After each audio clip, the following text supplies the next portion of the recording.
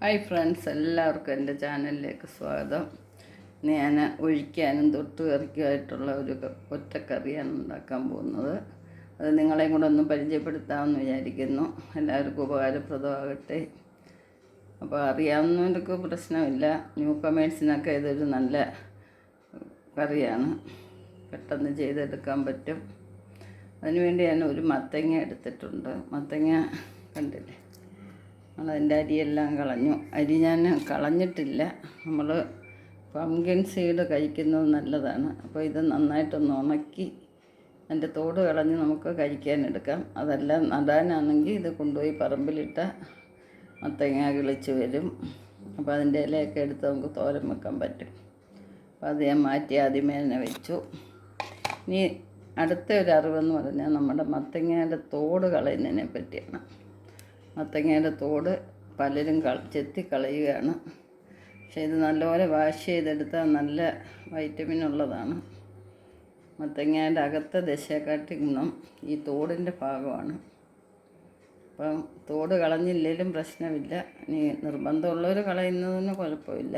ഞാനിവിടെ തോട് കളയാതെ തന്നെ എടുക്കുകയാണ്. ഇത് നമ്മളല്ലാതെ തന്നെ ഈ ദശ എടുത്തിട്ട് തോട് തന്നെ ഒന്ന് തോരൻ വെച്ച് നോക്കിയാൽ എന്ത് രുചിയാണെന്നറിയാം.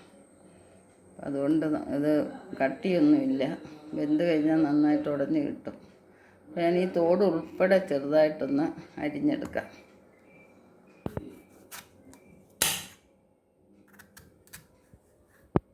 അപ്പോൾ നമ്മളിതെല്ലാം അരിഞ്ഞെടുത്തിട്ടുണ്ട്. അപ്പോൾ അരിയുന്നത് ഏത് രീതി വേണമെങ്കിലും ഇഷ്ടമുള്ളതുപോലെ അരിഞ്ഞെടുക്കാം. കാരണം ഈ കഷ്ണങ്ങളെല്ലാം നന്നായിട്ട് ഉടച്ചാണ് എടുക്കുന്നത് നമ്മൾ കറിക്ക് വേണ്ടി. ഇത് നന്നായിട്ട് കഴുകിയെടുക്കാം. അപ്പോൾ ഏത് രീതിയിലും കട്ട് ചെയ്യാവുന്നതാണ്. കണ്ടില്ലേ, ആ തോട് കളയാന്നിപ്പോൾ നല്ലൊരു ഭംഗിയുണ്ട്, പച്ചയും മഞ്ഞയും കൂടെ ചേർന്ന്. അതേ ഭംഗി പോലെ തന്നെ നമുക്ക് ഹെൽത്തിയാണ് ആ തോട്. ഇതുവരെയും ചെയ്തിട്ടില്ലാത്തവരൊന്നും ചെയ്ത് നോക്കുക. പലതും നമ്മൾ അറിവുകേട് കൊണ്ടാണ് പലതും നമ്മൾ ഉപയോഗിക്കാതെ കളയുന്നത്. പണ്ടൊക്കെ മത്തേരി വെറുതെ കളയുകയാണ്. ഇപ്പം അത് കവറിനകത്ത് പാക്കറ്റിനകത്ത് വലിയ വില കൊടുത്ത് നമ്മൾ വാങ്ങിച്ച് കഴിക്കുന്നുണ്ട്. അപ്പോൾ ഇത് നാച്ചുറലായിട്ട് കിട്ടുന്ന മത്തേരി ഉണക്കി നമ്മൾ അതിൻ്റെ തോട് കളഞ്ഞ് തിന്നുന്നതും കവറിൽ നിന്ന് കിട്ടുന്നതും തമ്മിൽ ഒരുപാട് വ്യത്യാസമുണ്ട്. നമ്മൾ തോടെടുക്കുമ്പോൾ വളരെ ശ്രദ്ധിക്കേണ്ട ഒരു കാര്യം എന്ന് പറഞ്ഞാൽ, വാങ്ങിക്കുന്ന മത്തങ്ങയാണെങ്കിൽ പുറം നന്നായിട്ട് വാഷ് ചെയ്തതിന് ശേഷം മാത്രം കട്ട് ചെയ്യുക. കാരണം വെളിയിലൊക്കെ ഇരിക്കുന്ന സാധനമാണ്. പറമ്പിലാണെങ്കിൽ നമുക്ക് ഒന്നും പേടിക്കണ്ട. ഇത് നല്ലപോലെ അത് കഴിഞ്ഞിട്ട് കഴുകിയ മതി. നമ്മൾ കുക്കറിലാണ് വെക്കുന്നത്. കുക്കറിൽ വെക്കുമ്പോൾ സമയലാഭം ഉണ്ടാവുമെന്നുള്ളത് എല്ലാവർക്കും അറിയാം. പെട്ടെന്ന് വെന്ത് കിട്ടും.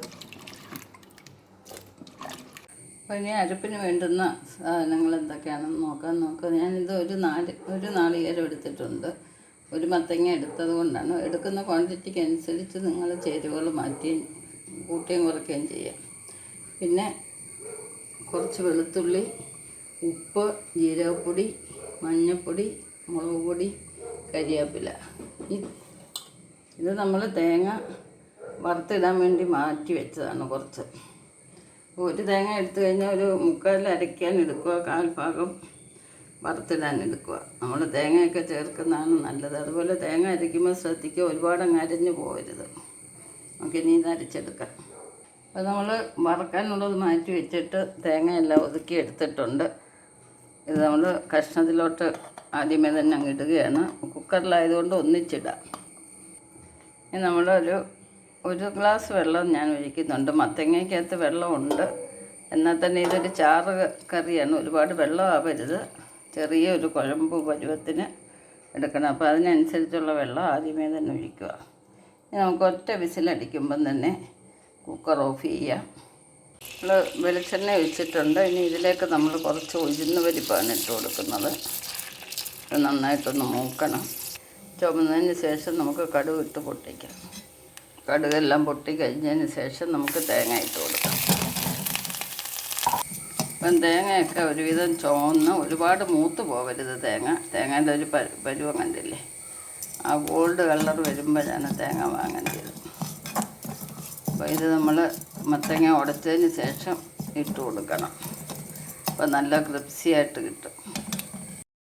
നമ്മുടെ മത്തങ്ങ എല്ലാം നല്ല വൃത്തിയായിട്ട് വെന്ത് എല്ലാം ശരിയായിട്ടുണ്ട്. നമുക്കിതൊന്ന് തവി കൊണ്ടൊന്ന് നന്നായിട്ട് ഉടച്ചെടുക്കാം. അതിനുശേഷം നമ്മൾ വറുത്ത് വെച്ചിരിക്കുന്ന തേങ്ങയും ഉഴുന്നുകൊണ്ട് ഇതിലേക്ക് ഇട്ട് കൊടുക്കാം.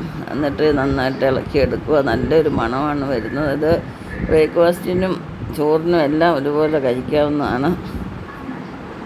വെറൈറ്റി ആയിട്ട് അടുത്ത വീഡിയോയിൽ കാണാം. ശുഭദിനം ആശംസിച്ചുകൊണ്ട് ബൈ ബൈ.